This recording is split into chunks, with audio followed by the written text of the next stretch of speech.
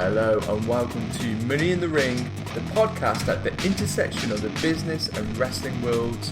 My name's Ian Silvera, broadcasting straight from London.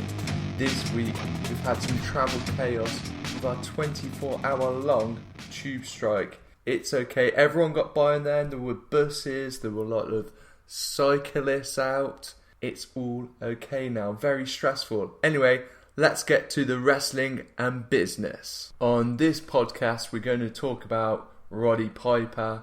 He's tragically passed away. The so-called controversy around the fake word it was used by Dana White. And an update on WWE shares. Let's see where they are at. Let's talk about Roddy Piper. Very, very tragic news. He was in his 60s. Not exactly a young man, but not exactly a very old man. We do not expect people to die that young nowadays.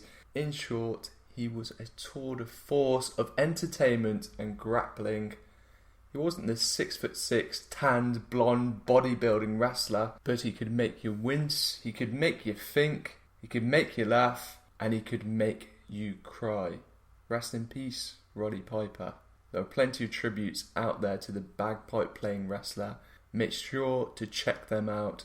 There's some real quality writing and some great podcasts on the map. Let's change the tone a bit, but it is related to Roddy Piper because Ronda Rousey, the bantamweight women's champion of UFC, dedicated her win, that less than 60-second knockout. It was quite fabulous. In a sort of sadistic, malicious sort of way. It was certainly a feat. She dedicated that win to Roddy Piper. She of course appeared at the last WrestleMania. She's clearly a grappling fan. However, her boss, if we can call it that, the UFC president no less, Dana White, has called wrestling fake. Yes, the F word, if you want to ostracize yourself in the wrestling community, use the word fake. Use it in front of wrestlers, use it in front of wrestling fans, see how they react to it. It's not very nice, basically. But he's from the MMA world. He said before he respects Vince McMahon as promoter. He gets wrestling.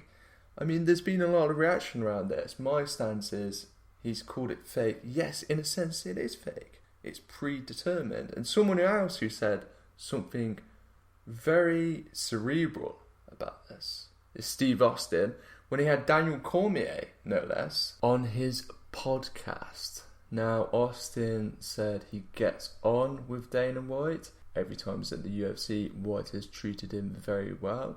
He says he gets where he's coming from, basically, but it's not fake in the sense that it's predetermined. His argument, basically, if you call it fake, you are undermining all that hard work, all those road days, putting your body on the line as they do, risk of injury. That's why it's not fake for him.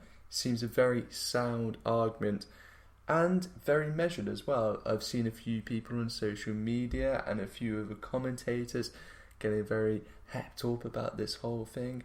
Hey guys, just chill out. This guy is not from the wrestling world. He's used the F word, so what? He probably does mean it's predetermined, although he did not say that, so maybe you can't attribute that to him. But also, John Jones had something very sensible to say on this, and this is courtesy of Wrestling Inc., who have done a report on Austin's podcast. Be sure to check it out. The quote is, "Wrestling is very physical, plus the days on the road. It's nuts. I understand that it's predetermined. The outcome is predetermined. But everything in between is not easy." So there you have it. That's Daniel Cormier. He's a UFC champion. That's it, guys. Let's get away from this controversy. I can hear the tweets coming my way. Remember, if you want to get me on the Twitter, it's at Ian J. Silvera. Alternatively, if you're a bit old school, you can get me on email. It's money.ring@yahoo.com. Love to hear your feedback, your comments, your thoughts on the state of wrestling and at the intersection of the business world. Speaking of business, let's talk shares, let's talk money. It's going very well for the WWE, I'll put it that way. So this week, shares started at $19.54. That's on Monday. It hit a high of $23.08 on Thursday. And today, they closed at $21.97. That's as of recording at 22:15 GMT. Here in Britain, here in London. So in short, very respectable.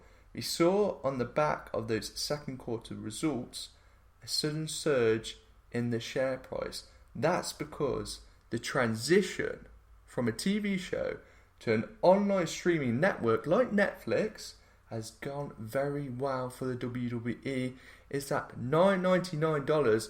We keep hearing on the show it seems to be working, and £9.99 over in the UK.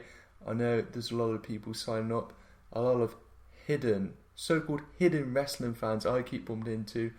I keep talking about wrestling and they suddenly say, oh, we've subscribed to the network. What a surprise. So lots more customers. What does this mean? Well, on my calculations, from the start of the year, going back to, a year ago, in August, let's have a look at it. And it's coming out at 62% hike in shares. It's going very well for this publicly listed company, let's not forget. So the state of WWE's financial health is very strong, and I'm presuming all you wrestling fans out there are very happy about this, because really WWE is the main game in town. Without it, we probably wouldn't have the highest quality of wrestling around the world. Of course, there are some fantastic indie promotions out there, Ring of Honor. Now we've got Lucha Underground. There's a great scene going on there, but the number one is obviously WWE. So it's obviously important to take an interest in its financial health. So that's all for this week, guys. Money in the Ring, the podcast at the intersection of the business and wrestling world.